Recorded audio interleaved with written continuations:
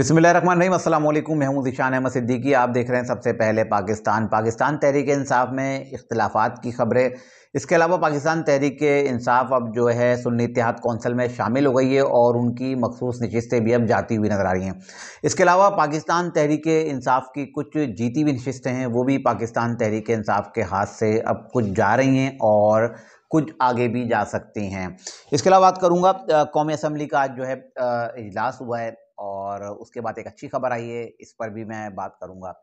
तो पहले मैं इसी खबर से अपना आगाज़ करता हूँ। आज जो है 16वां कौमी असम्बली का इजलास तलब किया गया और जिस पे एक अबहम था और सदर पाकिस्तान आरिफ अलवी साहब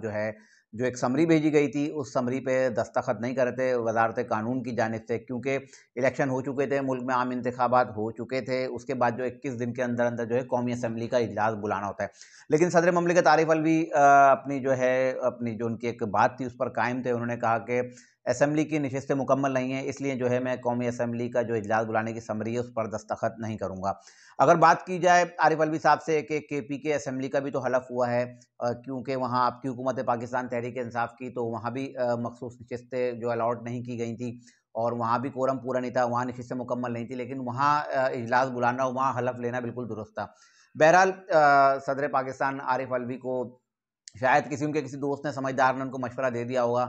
कि आप वैसे ही जाने वाले हैं और चंद दिनों के मेहमान हैं, तो आप क्यों चाहते हैं कि आप रुखसत होते होते अपने पर जो है आर्टिकल 6 के तहत जो है कुछ कार्रवाई करवाते जाएं। तो इसी को शायद उन्होंने मद्देनज़र रखते हुए रात को 12 बजे जो है सदर ममलिकत ने उस समरी पर दस्तखत कर दिए। बहरहाल वो दस्तखत करते या नहीं करते, लेकिन स्पीकर कौमी असम्बली ने तो आज इजलास बुला ही लिया था कौमी असम्बली का। तो कौमी असम्बली का 16वां इजलास आज हुआ, जिसमें जो है साबिक वज़ीर-ए-आज़म मियां नवाज़ शरीफ, साबिक सदर पाकिस्तान आसिफ अली ज़रदारी, मौलाना फजलुर रहमान, बिलावल भुट्टो ज़रदारी, शहबाज शरीफ, फ़ारूक सत्तार और दीगर अहम जो रहनुमा हैं, उन तमाम लोगों ने जो है हलफ ले लिया, जिसमें सुन्नी इत्तेहाद कौंसिल के भी लोग जो है शामिल थे। तो अब जब पाकिस्तान तहरीक इंसाफ में इसलिए कहूँगा क्योंकि असल में मुँह पे चढ़ा हुआ है ना, आहिस्ता-आहिस्ता आएगा सुन्नी इत्तेहाद कौंसिल के अब तो वो अरकान है, क्योंकि अब वो जा चुके हैं। सुन्नी इत्तेहाद कौंसिल में पाकिस्तान तहरीक इंसाफ के जो है हिमायत याफ्ता आज़ाद हैसियत में इलेक्शन जीते थे। तो अब जब वो आए, जब हलफ लिया पहले स्पीकर कौमी असम्बली राजा परवेज़ अशरफ ने, उसके बाद जब रूल ऑफ मेंबर पर दस्तखत करने आए तो बारी-बारी आए, फ़र्दन-फ़र्दन नाम अनाउंस किया जाता है और आके वो रूल ऑफ मेंबर्स पे दस्तखत करते हैं। तो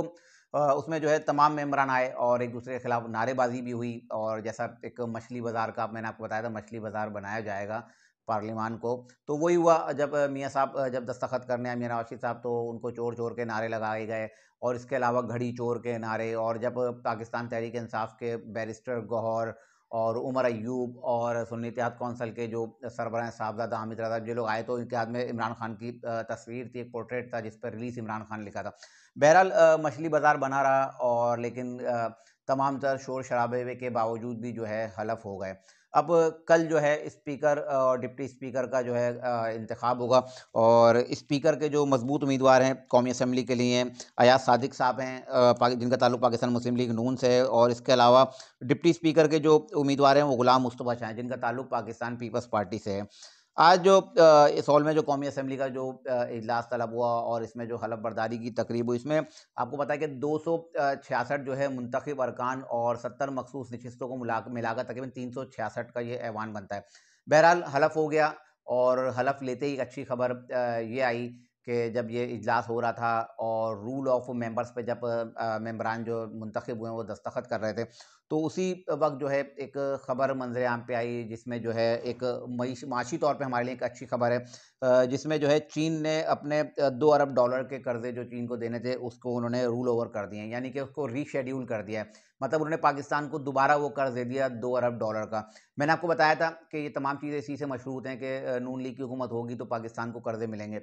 अब आप देख लीजिएगा किस तरह से तेज़ी से सरमायाकारी पाकिस्तान में आएगी। अगर हम बात करें सऊदी अरब की या यूएई के दीगर जो ममालिक जिनसे जहाँ मियाँ नवाज़ शरीफ साहब गए थे वतन वापस आने से पहले, उनसे मुआहदे करके आए थे। तो अब उन तमाम मुल्कों की जो सरमायाकारी देख लीजिएगा हमारे मुल्क में आना शुरू होगी और उम्मीद तो यही करते हैं कि हालात कुछ बेहतर हो जाएँ, लेकिन फ़िलहाल नज़र नहीं आते। तो मुझे ये लगता है, और मैंने शायद ये बात पहले भी की थी, अब वही बात मियां नवाज शरीफ साहब ने कही है कि साल से 2 साल तकरीबन लगेंगे मुल्क में जो है इस्तेहकाम आने में, माशी इस्तेहकाम की बात कर रहा हूँ मैं। तो अब 2 साल तकरीबन लगेंगे और उसके बाद जो है शायद मुल्क में माशी इस्तेहकाम आ जाए। इसके अलावा बात कर रहे हैं पाकिस्तान तहरीक-ए-इंसाफ में जो है अब दरार पड़ गई है और इनके इख्तलाफात अब मंजरेआम पे आए हैं। अगर मैं बात करूँ असद कैसर साहब की, असद कैसर साहब के भाई आकिबुल्लाह हैं, उनको वो स्पीकर केपी की असेंबली बनवाना चाहते थे और वो उस सिलसिले में इमरान खान से मिले भी, और इमरान खान साहब से जब वो मिल के आए तो उन्होंने कहा कि इमरान खान साहब ने बाकायदा ऐलान कर दिया और वो केपीके के लिए जो है स्पीकर आकिबुल्लाह को बनाना चाहते हैं, जो असद कैसर के भाई हैं। तो जब ये खबर आई तो कुछ लोगों को इख्तलाफ है, मैंने आपको बताया ना कि असद कैसर साहब को भी अभी शक की निगाह से देखा जा रहा है। तो जब वो आए और अब कल आपको पता है कि अरकान ने इनके हलफ भी लिया। मैं थोड़ी वो बात भी वजाहत कर दूं कि पहली दफ़ा मैंने देखा है कि पख्तून कल्चर, क्योंकि पख्तून हमारे भाई हैं, मैं उनका बड़ा एहतराम करता हूं, हमेशा से इन्होंने ख़वातीन का बड़ा एहतराम किया है। लेकिन कल पाकिस्तान मुस्लिम लीग नून की एमपीए सूबिया शाहिद जब वो केपी के असेंबली में आई और उन्होंने एक घड़ी ली और घड़ी से उन्होंने लहराई, और उसके बाद जो गैलरी से हमारे पख्तून भाइयों ने किया वो मतलब बड़ा अफ़सोसनाक अमल है, क्योंकि हमारे पख्तून भाइयों की ये रवायत रही है कि ख़वातीन का बहुत ज़्यादा एहतराम करते हैं और ख़वातीन के एहतराम में वो कोई कसर नहीं छोड़ते। लेकिन जब वो सूबिया शाहिद साहिबा जब घड़ी लेके सामने आई तो गैलरी से उन पर जूते बरसाए गए, उन पर सिगरेट के डब्बे फेंके गए और उन पर नस्वार फेंकी गई, उन पर चर्स तक फेंकी गई।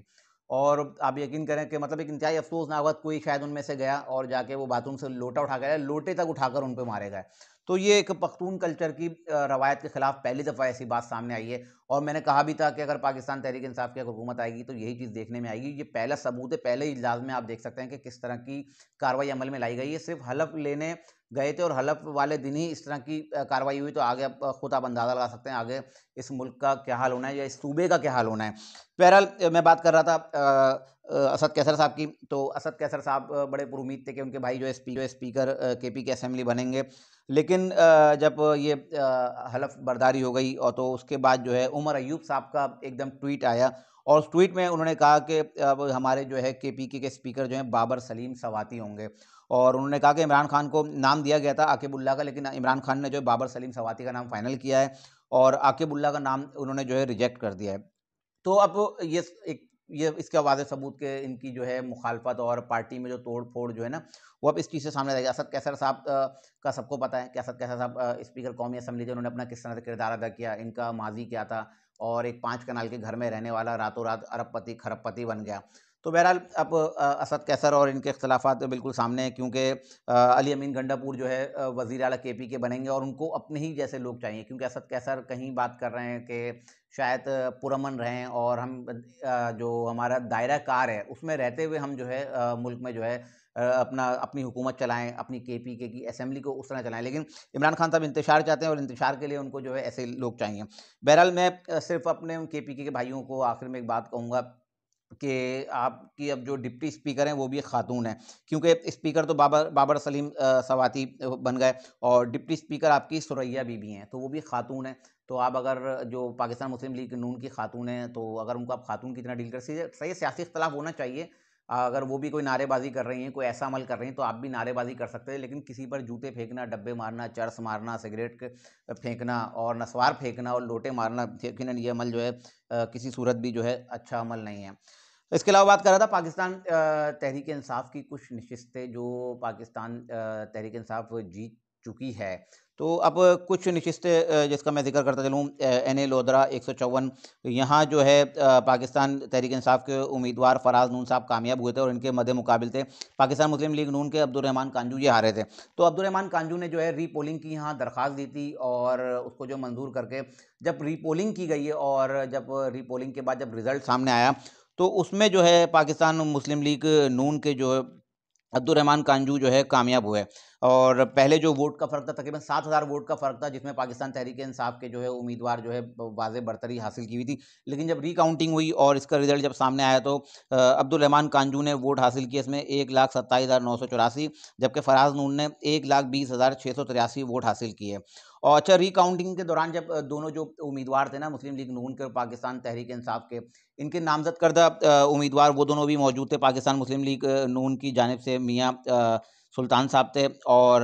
पाकिस्तान तहरीक इंसाफ की जानिब से राना अफजल नून साहब थे। तो ये लोग दोनों मौजूद थे, इनके सामने ही रीपोलिंग हुई है, रिकाउंटिंग हुई है, तो इनको अब इस पर कोई एतराज़ नहीं है। तो एक सीट तो ये गई, और इसमें जो आरओ का जो बयान आया उसमें आमिर नज़ीर कच्छी हैं, उन्होंने अपना बयान दिया और उन्होंने जो है आरओ प्रिजाइडिंग अफसर थे उन पर बड़ा एतराज़ उठाया। उन्होंने कहा जब ये हमने बैलेट बॉक्सेस, जाहिर सी बात है बॉक्सेस थे, और उसको जब सील कर दिया था ना, उसकी सील खोली और जब हमने उसमें बैलेट पेपर्स निकाले तो उसमें से कुछ बैलेट पेपर्स पीपी 225 और 226 के भी थे। यानी कि इतनी बड़ी धांधली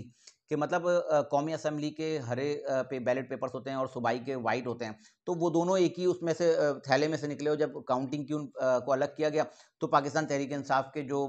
उम्मीदवार हैं वो उसमें जो है पीछे रह गए, और पाकिस्तान मुस्लिम लीग नून के अब्दुल रहमान कांजू जो है इसमें कामयाब हो गए। इसके अलावा अगर मैं दूसरे हल्के की बात करूं, NA 97 फैसलाबाद की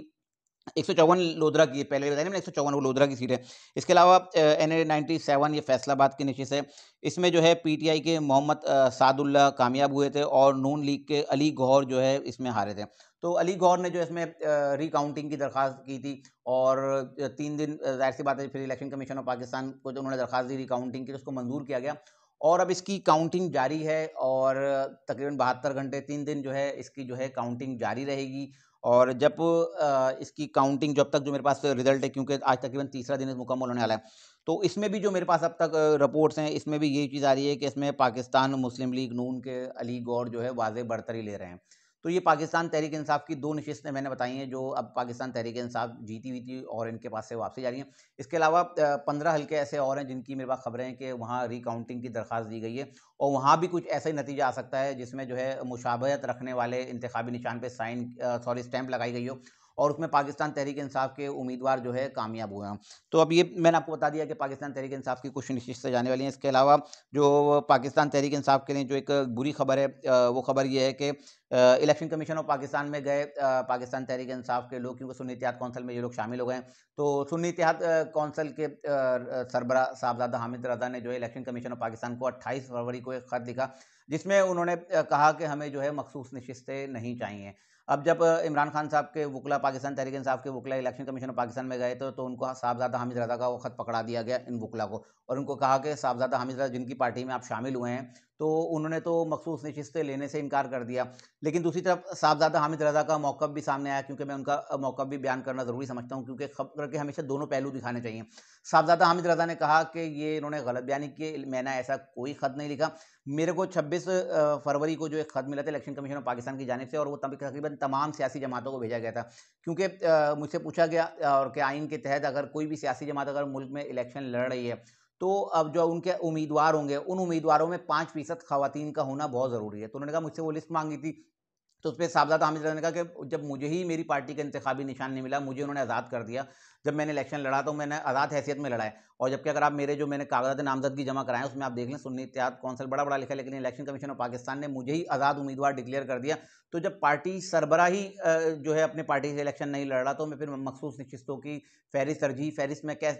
में कैसे जमा कराता? तो उन्होंने कहा इसको गोल-मोल किया जा रहा है, इस बात को घुमाया जा रहा है। असल बात ये है कि वो जो 5% जो मुंतखब अरकान होते हैं, जो इलेक्शन लड़ते हैं, असल मसला ये है कि जो 5% उन ख़वातीन की इन्होंने लिस्ट मांगी थी कि जो आप अगर इलेक्शन लड़ रहे हैं 8 फरवरी को, 8 फरवरी वाले दिन जो इलेक्शन लड़ेंगे उनमें 5% आपकी ख़वातीन हैं या नहीं हैं। तो उन्होंने कहा मैं एक अकेला ही लड़ रहा था, जब मुझे ही मेरी पार्टी से टिकट नहीं मिला, तो मैं ख़वातीन की जो है 5% की निश्चित से कैसे, तो उस पर मैंने उनको जवाब दिया था, क्योंकि 72 घंटे का मैं टाइम दिया गया था, 72 घंटे में हमें जवाब देना था। उसमें उन्होंने कहा था कि अगर आपने 72 घंटे में जवाब नहीं दिया आपके खिलाफ कार्रवाई हो सकती है, यानी कि उसमें उन्होंने कहा कि जुर्माना भी हो सकता था और उनका इंतखाबी निशान भी उनसे वापस लिया जा सकता था। तो बहरहाल अब ये साहबजादा हामिद रज़ा का बयान भी सामने आया, लेकिन साहबजादा हामिद रज़ा की खाली इस बात को मैं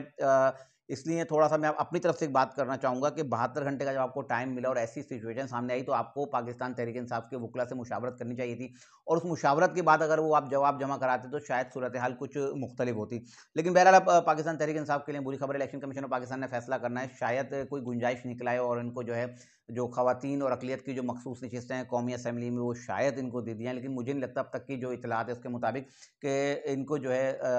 साहबजादा हामिद रज़ा की सियासी जमात है, सुन्नी इत्तेहाद कौंसिल, इनको जो है शायद कोई मखसूस नशिस्तें मिलें, क्योंकि कुछ रोकी तो इलेक्शन कमीशन ऑफ पाकिस्तान ने कौमी असेंबली में, क्योंकि 70 नशिस्तें हैं, 60 ख़वातीन की और 10 अक़लियत की हैं। तो कुछ निश्चित से रोकी हैं इलेक्शन कमीशन ऑफ पाकिस्तान में, लेकिन देखते हैं कि वो सुन्नी इत्तेहाद कौंसिल को मिलती हैं या जब इलेक्शन कमीशन ऑफ पाकिस्तान का फाइनल फैसला आता है उसके बाद वो जो दीगर सियासी जमातें हैं जिसमें पाकिस्तान मुस्लिम लीग नून और पाकिस्तान पीपल्स पार्टी के दीगर सियासी हैं, जब उन लोगों में तकसीम की जाएगी। ये थी आज की कुछ इंतहाई अहम खबरें जिसके साथ मैं हाजिर होता है। इंशाल्लाह मजीद खबरों और नए तरीके के साथ फिर हाजिर हूँ। तब तक के लिए इजाज़त दीजिए। अल्लाह हाफिज़।